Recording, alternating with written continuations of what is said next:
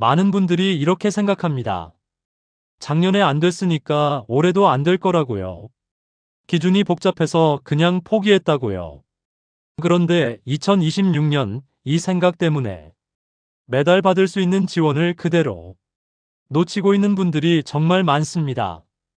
오늘은 2026년 기준으로 기준 중위소득이 얼마나 올랐는지, 그래서 누가 새로 생계급여 대상이 되는지, 그리고 생계급여 말고도 함께 확인해야 할 복지 기준들까지 차분하게 정확하게 정리해 드리겠습니다.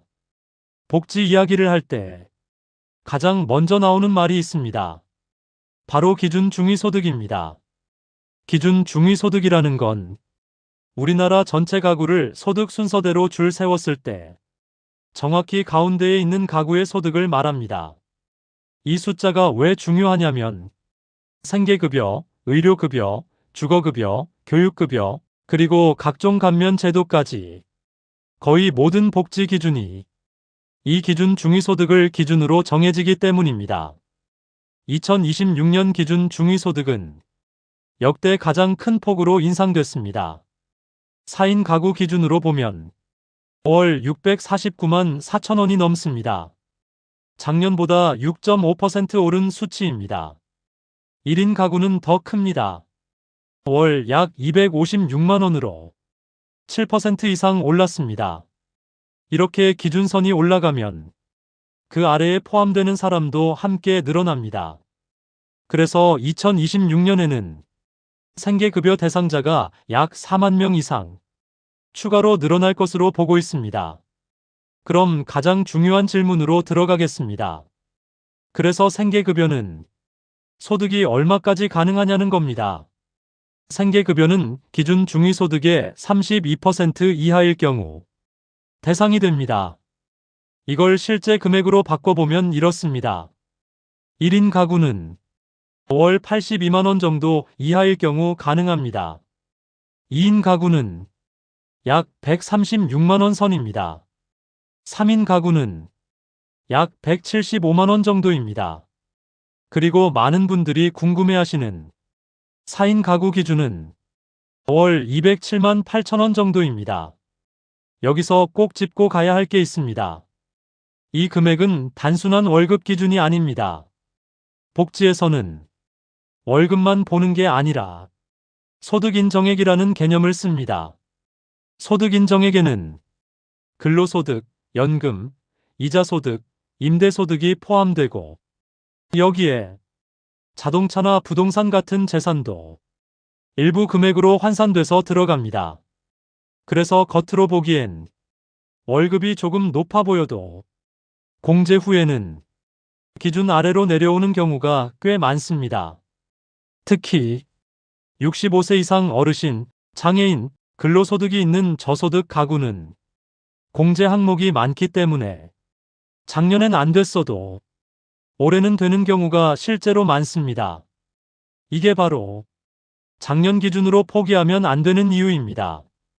실제로 주민센터에서도 작년에 탈락했던 분들께 2026년 기준으로 다시 확인해 보시라고 안내하고 있습니다.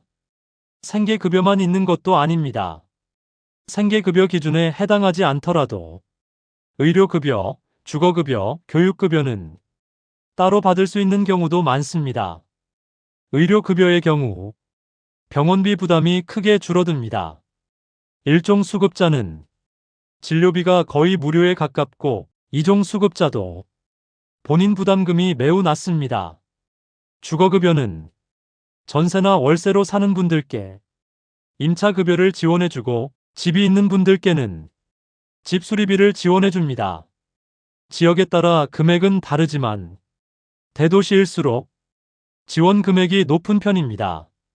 자녀가 있는 가구라면 교육급여도 확인하셔야 합니다.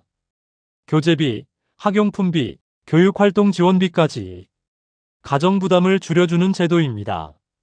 중요한 건 이 급여들이 한꺼번에 다 해당돼야만 받는 게 아니라는 점입니다. 하나만 해당돼도 받을 수 있습니다.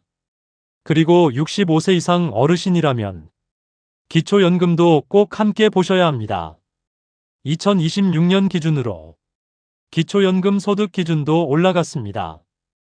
혼자 사는 어르신은 월 소득 247만 원 이하, 부부 가구는 월 395만 원 정도 이하일 경우 기초연금을 받을 수 있습니다. 기초연금은 소득 하위 70%를 대상으로 지급됩니다. 최근에는 이 기준이 매년 빠르게 오르면서 예전보다 생활이 나은 분들도 기초연금을 받는 경우가 늘고 있습니다. 이로 인해 재정 부담 문제가 함께 나오고 있어서 정부에서는 제도 조정도 검토하고 있습니다. 하지만 현재 기준으로는 해당된다면 신청해서 받는 것이 맞습니다. 여기서 꼭 드리고 싶은 말씀은 하나입니다. 작년에 안 됐다는 이유로 올해도 안 될 거라고 혼자 판단하지 마시라는 겁니다. 기준은 매년 바뀝니다. 특히 2026년은 변화폭이 아주 큰 해입니다. 소득이 그대로여도 기준선이 올라가면 대상이 될 수 있습니다. 가장 정확한 방법은 주민센터 상담이거나 복지로 사이트에서 모의 계산을 해보는 것입니다. 전화 한 통, 방문 한 번으로 매달 수십만 원의 차이가 생길 수 있습니다. 복지는 부끄러운 제도가 아닙니다. 혜택도 아닙니다. 사회가 함께 만든 안전망입니다. 이 영상을 보고 한 분이라도 다시 확인해 보셨으면 좋겠습니다. 필요한 분께 꼭 공유해 주세요.